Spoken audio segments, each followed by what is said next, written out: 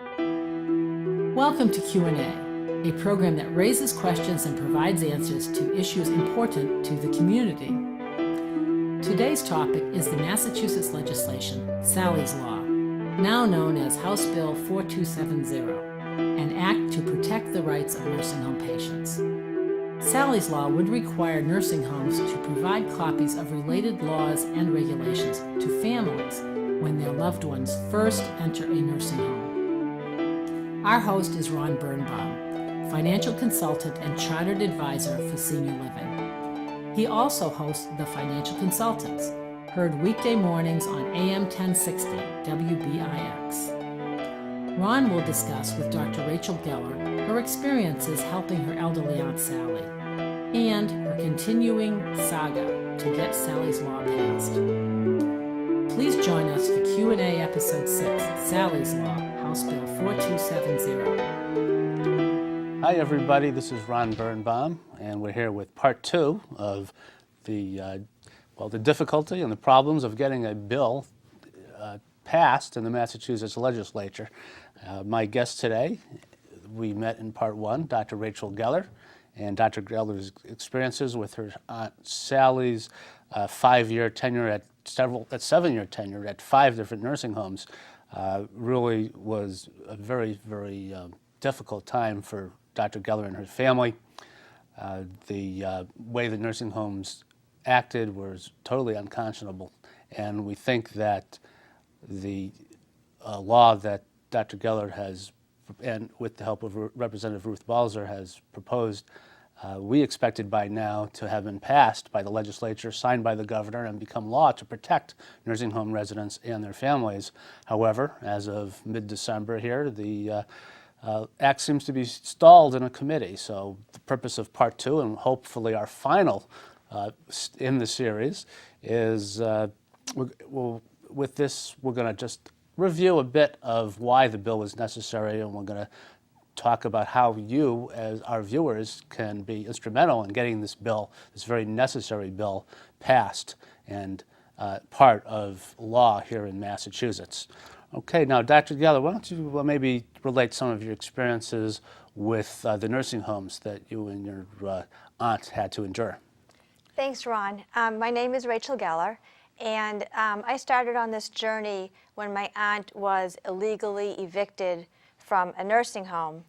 My Aunt Sally had severe Alzheimer's disease, and she was evicted from her nursing home with absolutely no notification to me, her healthcare proxy, and no phone call, no letter, absolutely no communication that this nursing home was going to literally kick her out. They sent her to a hospital, and when the hospital evaluated her and found that there was no problem, the hospital called the nursing home to say my aunt would be returning, and the nursing home said, well, we evicted Aunt Sally. She cannot come back to this nursing home. And I was told that it was up to me to try to find another nursing home for my Aunt Sally. I was kind of shocked that a nursing home could just evict somebody without notifying me or letting anybody know. But I was told by this nursing home that in Massachusetts, and this was unbeknownst to me, there is a law called the 24-hour law. Dr. Geller, who told you about this at the home? That's a good question, because it wasn't some clerk at a desk who told me about this 24-hour law. I spoke to the director of admissions, the director of nursing, the director of social work, and they actually went all the way up to the CEO. And all of these administrators, trusted administrators, told me that there is a 24-hour law, and this states that a nursing home can evict any resident without reason and without notification, as long as the eviction is done within 24 hours. So I was really in a crisis situation, and I needed to find a home for my aunt. So in working with the hospital where she was, they arranged that my aunt could stay on the geriatric psychiatric unit while I went and found a new nursing home for her. I won't go into it now, but suffice to say that was a horrifying and inappropriate placement for my aunt with Alzheimer's disease. I eventually did find another nursing home for her after 3 weeks. And after the dust settled, I thought to myself, you know, this 24-hour law is a really bad law. I don't think this law should be on the books. I think I'm going to be an activist and call my state rep and see if we can get this 24-hour law changed or repealed. I called Representative Ruth Balzer, and she listened to my story and said she would research this 24-hour law.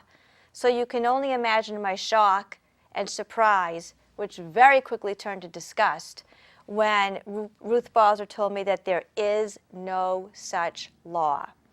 The nursing home lied to me. They followed illegal procedures, and they were able to do this because they were well aware that I was not aware of the law. So at this point, I really had to take a step back and think, how could this happen? How could a nursing home get away with lying to me and making up a law, and I really didn't know the difference?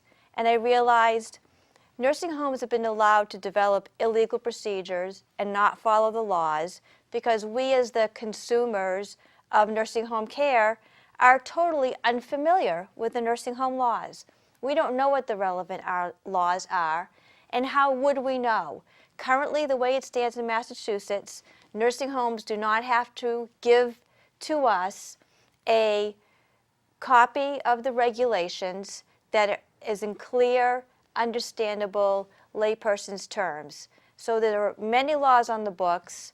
It's a very complicated system to navigate, but nursing homes do not need to inform us of these regulations and laws. And when you were a teacher for special needs, you had to give all sorts of notifications to the families of those students. Yes, that's a really good corollary. I'm a retired special education teacher, and in the field of special education, which is again working with a vulnerable population very similar to the nursing home population, they can't always advocate for themselves. When a person is admitted into the special ed program, we need to give those families and parents a copy of the Parents' Rights brochure. And in this brochure, it delineates all of the laws and regulations that the schools need to adhere to and that the parents or guardians are entitled to, and all of the services that the kids can receive. That's exactly what I want to do with my bill, Bill number 4270, an act to protect nursing home residents. My bill is very simple. It merely states that when someone is admitted into the nursing home needs to give us a copy of the regulations and laws that the nursing home is supposed to be following in clear, readable, layperson's terms. It's a matter of fair and just disclosure. And there are already a lot of laws on the books to protect nursing home residents. But what good are they if the nursing homes just totally ignore them, and the families just have loved ones in the nursing homes, and they're just frustrated with how the behavior of the nursing homes, and they don't know better because they have no idea what the laws are. And Dr. Geller, you have a PhD in education. You tried to research nursing home laws, and you couldn't do it, or you had trouble with it at the beginning. After a while, you were able to find them. But if you are having problems, I think the average layperson out there has no chance whatsoever. I think that's true. When I first wanted, it never sat right with me with this nursing home that they could evict somebody, but I accepted it because so many people told this to me as truth. But I did try to search for myself the laws, and I sat down at the computer on Google, which, to your point, not everybody is computer savvy, and a lot of the caregivers or family members may be, 80 plus years spouses who may not be Googling on the computer. But I did do a search for try to search for the laws, and I remember I typed in nursing home laws, and I got about 172 pages of attorneys, which maybe should have told me right then and there that something was very amiss with the system. But however, I persevered, and I finally found out, as you said, the laws on the books are excellent laws. In my case, there are discharge laws. Now, if a nursing home does decide they can't manage or handle a resident, that's okay, and I would have been okay with that, but they need to give the family a sufficient explanation for the reason of the discharge or transfer, including all of the procedures. They need to tell me that I have a right to express objection and that I have a right to due process. They also need to find another location, meaning another nursing home. They can't just send you off somewhere and then say, well, too bad, you can't come back. They need to provide a specific address and location of the new nursing home to me. So in other words, they need to work with me to find another nursing home. They also need to justify to me that all reasonable efforts have been taken by the nursing home to try to make it work, because it is a hardship for people with Alzheimer's to be transferred. And they also need to give me the name, address, and phone number of the legal services office. And they even go so far as to tell you the font size in the letter that all of this information should be, given to. So clearly the laws on the books are really there to protect me. But I didn't know what these laws were. I didn't have a copy of these laws. Nobody had to give them to me. And certainly no one at the nursing home offered to share these laws with me. So I believed their fake law. Now I'm very certain that if when I admitted Sally, they were required to say to me, here is your copy of the laws and the regulations in clear language. This is for you to have so you can make sure you get what you're entitled to. And they knew I had a copy of the laws, as all the other families did. They probably wouldn't have tried to create a fake law, because they would have known I was informed and knowledgeable regarding the laws. Maybe you can give us an example of another time that they tried to evade the laws, figuring you wouldn't know better, and now we have a Dr. Geller that did know the laws, and you can see how effective that you were and how you were able to protect your aunt because of this knowledge. Yeah, I'm living proof that knowledge is power. And after the whole experience with this other nursing home and working with my state representative to create a bill, and also she directed me how to go to the Department of Public Health and file a complaint. And I should add that this particular nursing home was found fully guilty of not following the laws and of creating illegal procedures. However, after this all happened and I had my own copy of the laws, I again ran into a situation where a nursing home tried to evade or skirt the law. And in this situation, my aunt had suffered a fall and was at the hospital with broken bones. After she was about to be discharged from the hospital, they sat down with me and developed an aftercare plan. And this would consist of coming back for x-rays, coming back for monitoring, and also a prescription was written for 10 weeks of physical therapy. So I was very pleased with this aftercare program, because I should mention that before the fall, my aunt was walking 4 to 5 miles every day. She was very active. Physically, her body was in fantastic condition. Regrettably, it was her mind that was not capable anymore due to the Alzheimer's. So she comes back to the nursing home, and 4 weeks go by, 5 weeks go by, no mention of the physical therapy, no mention of the aftercare. She hadn't gone back for any x-rays. So I call the nursing home and I say, I was under the impression this aftercare program would have already started. What's happening with that? And the nursing home said to me, we canceled the aftercare. What? You canceled the aftercare? Nobody informed me about that. How can you just cancel the aftercare? Well, they told me that they routinely cancel aftercare if they decide that perhaps the patient can't really benefit. And since Aunt Sally had Alzheimer's disease, it was decided by them, not me, that she didn't need physical therapy. Well, at this point I was informed, and I actually took a copy of the law and I brought it down to the nursing home, and I pointed to the statute that says it is illegal to change a care plan without the health care proxy. It is illegal to do any changes in treatment without their health care proxy. And again, the law on the books was very good. There were several protective laws that they decided not to follow. And when I showed them that I knew the law, and I showed them that I had the law, guess what? The physical therapy and the aftercare program was restored miraculously. And the PS to that is, because Sally got her physical therapy and because I was informed, she went back to walking 4 to 5 miles every day. She was able to benefit and to have much better life quality by receiving that physical therapy. Whereas if she hadn't, she would have just stayed in bed, because at that point she was unable to walk and probably would have died. And she lived several years after that. So imagine all of the people being denied their services in nursing homes because they don't follow the law and they don't offer to people that these are the laws. You do have these options available to you. People not getting physical therapy, speech therapy, chew therapy, occupational therapy. There are so many things that are available to us that we can use to improve the quality of life and to make these people's lives better, people we love. And the nursing homes don't do everything in their power to make sure that these laws are followed. The opposite, they skirt the law and, as you said, evade the law.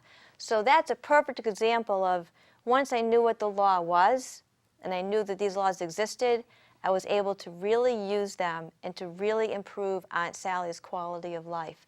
But everybody should have that opportunity. Everybody should be given a copy of the law. And they will be if your proposed legislation does pass. And that legislation simply says, why don't you give us a synopsis of the entire text of the law? So if anybody does want to see the text of the law, it is on my website, which is www.sallys-law.org. The text of the law states that when you admit somebody into a nursing home, the nursing home will be required to give you a copy of the regulations and laws in clear, understandable layperson's terms, like a simplified flip file of the laws that you can easily reference.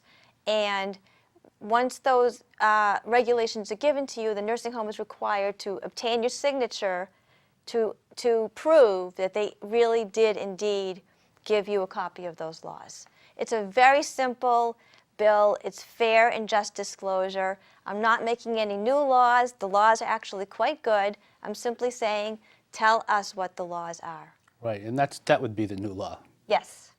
Because there's no law that has, in effect right now, that forces the nursing homes to actually give copies of the laws to the families of the nursing home residents. That's and that's correct. what is sorely needed here. Yes. Now that's why we thought this bill would be introduced to the legislature, would go into committee, come out, get voted on, the governor would sign it, and poof, it would be enacted by now. But what actually happened when the law was introduced? It went into a committee, and then what happened? Well, you're right. In all of my naivete, I thought, gee, who wouldn't be for this law? You know, when you go to the hospital, you get your hospital bill of rights. When you go to your doctor, you get your HIPAA rights. When I bought a cell phone, I got all kinds of rights about number portability. Even criminals get their Miranda rights. So I just thought, gee, I think people in nursing homes should be up on that level, and they're a facet of society that deserves to know what the rules are. But what happened was I needed to testify before the Joint Committee of Public Health. But at the time, I didn't realize there was such a thing as the nursing home lobby. And the nursing home lobby is scary, and it's a very large, powerful, and affluent organization that represents the owners of the nursing home, not the people in the nursing homes. And the nursing home lobby does not want to have to give us a copy of the regulations in layperson's terms. The nursing home lobby would like to keep things the way they are and not inform us of the regulations. The nursing home lobby did not appear at the public hearing before the Joint Committee of Public Health. I appeared. I took the time out of my day to go down to this huge hearing where you go up in front of a panel and you tell your story and why you think the bill is important. And it was a daunting experience. The nursing home lobby privately, behind closed doors, met with the members of the committee and presented written testimony not at the public hearing. So they didn't have to go up in front of the public and say, we don't want this bill. So it was very interesting. However, I prevailed, and I passed my bill, passed the Joint Committee of Public Health with an ought to pass, which is actually the highest possible recommendation a bill can get. And my understanding was, speaking with people from the office of the Joint Committee on Public Health, that my bill would then be reported to the floor for a vote. I was very excited about this. Then nothing happened, and several months later I got a phone call telling me that my bill was now in the Healthcare Financing Committee. I didn't really understand how the bill got to the Healthcare Financing Committee. Another committee, but that's where it is now, and it's been sitting in that committee since the end of September. The committee has not met on my bill, and the committee has not voted on my bill. However, the nursing home lobby has hired what's called 4 contract lobbyists. These are lobbyists whose only job is to work on members of that committee. And they have hired these 4 contract lobbyists to meet with all the committee members and lobby against my bill. So what I need is for people to write to the committee chair people of the Healthcare Finance Committee, and those chair people are Senator Richard Moore and Representative Harriet Stanley. They are the committee chair people, and these people need to hear from the public that Bill number 4270, an Act to Protect Nursing Home Residents, is a really important bill and needs to be passed immediately. The bill needs no further study. We're well aware that it's very important to have a copy of the regulations. And in fact, this has actually been very well researched. Ruth Balzer, when she was starting to write this bill, fully researched this issue with the Department of Public Health. And the Department of Public Health did a complete report, and I quote, "From our research, it is clear that Aunt Sally was unfortunately not the first patient to experience such treatment." And the Department of Public Health went on to say that this legislation is great and much needed. And this comes from the Department of Public Health. This is all they do is quality control of nursing homes and hospitals.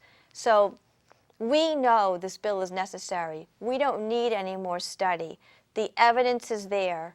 So I need people to contact their own legislators, and especially to contact Senator Richard Moore and Representative Harriet Stanley to meet on this bill and pass this bill.